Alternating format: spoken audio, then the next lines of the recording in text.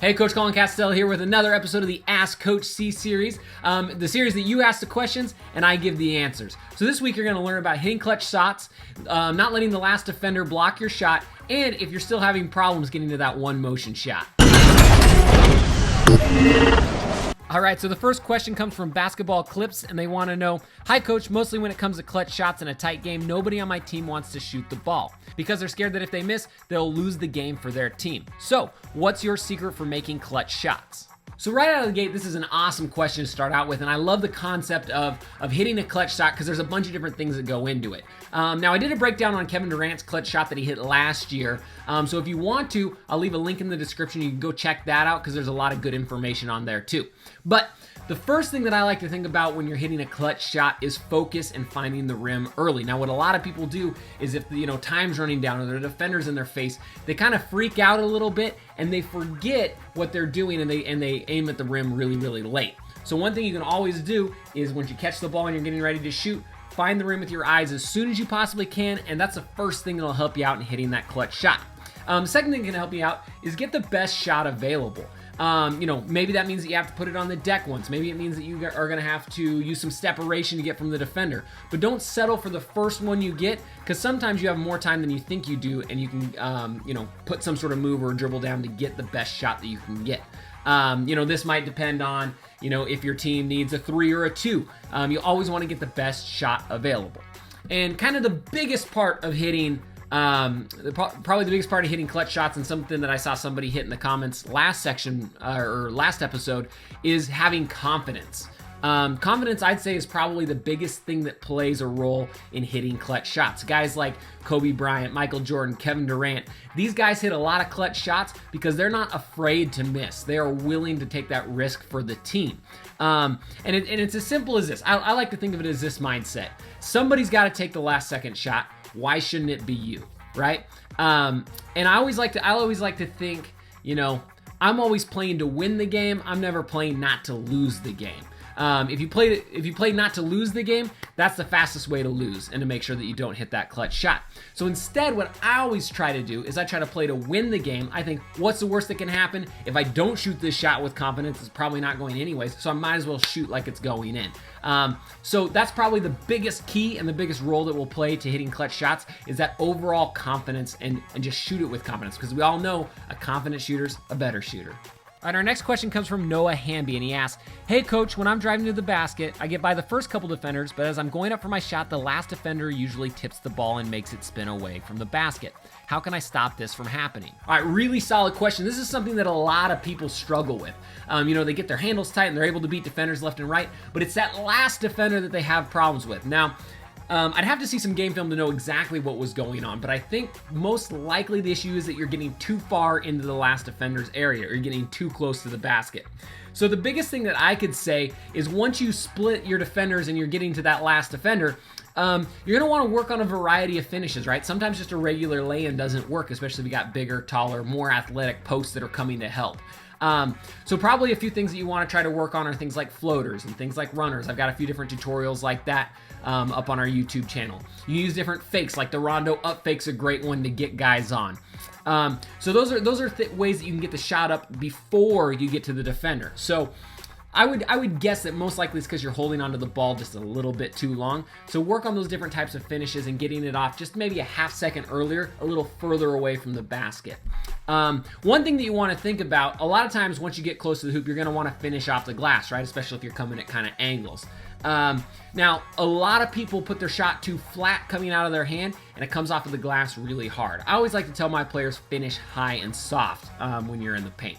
Meaning, when you put the ball up, whether it's a floater or a runner, that you let it go towards the basket, you want it to be high and soft and at least hit the top corner of the square on the backboard, if not a little bit higher. That little bit of extra trajectory, number one, gives the ball a softer touch so that it has a better chance of going in. And number two, it gets it over the taller and longer defender that's coming. So number one, short answer for this, number one, shoot your shot just a little bit earlier, split second earlier. Number two, work on a variety of finishes, floaters, runners, fadeaways, all that sort of stuff. And number three, make sure you go high and soft off the glass if you're going to use the glass. All right, so next question comes from Shanks8319, and they say, hey, I used to be a 2-motion shooter because of my set point. It was right over my head. Now I decided to take my set point to my eyebrow, but I'm still a 2-motion shooter. I mean, I still can't transfer my jump into my shot. Because of that, I can't shoot threes. My shot comes up short every time. Do you have any advice for me to finally become a 1-motion shooter? All right, so I'm really glad you asked this question because this is something that I think a lot of people struggle with. As you might have heard me mention before, I think that a 2-motion shot is the first and the biggest thing that's gonna kill your shooting percentage because it absolutely destroys your shooting arc, and therefore, before you even have let go of the ball, you've already decreased your chances of making a shot. So kudos to you for wanting to be a 1-motion shooter. I think that's big. So I'm guessing is this. So before, your set point was right about here, right? Kind of above your head. And so notice that when your set point's above your head just a little bit, right about here, your elbow's pointing towards the rim, right? Pointing towards the rim. Whereas most 1-motion shooters, guys like Stephen Curry, when they go up to shoot, their elbow's pointing down towards the ground.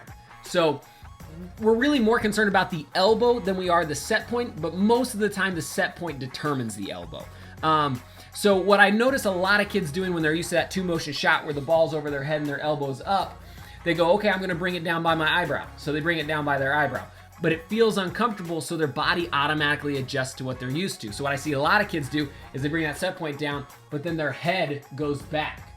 So even if your set point's at your elbow and your head tilts back, your elbow's still pointing the same direction. So you wanna make sure that it's where the elbow goes, not necessarily your set point. So if you're going to bring it down to your eyebrow, just make sure that your head's not tilted back. I'm guessing that's probably your issue because it's something that that a lot of people kind of struggle with as soon as they move from that 2-motion set point above their head to the eyebrow set point. So what I would do is I take a picture or a video of yourself and see with this new eyebrow set point if your head's tilted back. And if it is, that's probably one of the biggest issues. Now, probably there's a bunch of different ways that you can kind of get a 1-motion stroke. And a bunch of different drills that you can use, and I'm actually coming out with a 1-motion program here soon, but I'll give you a couple quick little tips that'll help you out. So my 2 favorite drills are regular forearm shooting and what I call wall shooting. So forearm shooting is just where you get directly underneath the basket and you shoot forearm shots from your perfect set point over and over again. Now the reason why this is great is because since you're really close to the hoop, it's not gonna allow you to throw the ball towards the hoop, right? Because to get it, since you're so close, you have to have a lot of arc, so it'll develop that 1-motion stroke where you're have a high follow through and a 1-motion. So number 1, form shooting while you're right next to the basket. Number 2, I really like wall shooting. So wall shooting is just where you find a wall, could be in a gym, could be on the side of the gym, anywhere you got maybe 15 feet of space. And what I do is I get right up next to the wall. So when I put my elbow out, just like this, the wall's maybe, I don't know, 2 or 3 inches in front of my forearm. And then all I do is I find the set point, wall in front, and then I shoot the ball up the wall maybe about 10, 15 feet. I try to find a specific spot on the wall that I'm trying to hit every single time. That way I'm still kind of working on my hand-eye coordination and my accuracy. I'm thinking about my release when I do this drill. But the whole key is, number 1, you want your forearm parallel with the wall, and then as you come up, you want your elbow above your eye, and you want to make sure that the set point is not above your head. Because if you're close enough to the wall and you try to move that set point above your head, your elbow is going to come out and hit the wall. So try some wall shooting. I mean, if it's a real problem for you, I'd maybe do like 200 reps of wall shooting a day just to really start to ingrain that muscle memory, and you'll see it start to happen in your shot. So those are probably the 2 best ways to do it. Also, if you're new to Shot Mechanics, don't forget you're going to want to do 2 things. Number 1, hit that subscription button below because we got 4 to 5 videos that come every week that are going to get you better. Number 2, you can click the annotation above or the link in the description, get a free copy of my top 3 favorite shooting secrets. These are shooting mechanics that if you can plug directly into your game, it's going to increase your shooting percentage overnight. I've already had thousands of people take advantage of this, and thousands of people have already increased their shooting percentage just from these 3 simple tips that I'll give you. I thank you so much for watching, and don't forget, I'll see you tomorrow for our next video. Take care, splash on.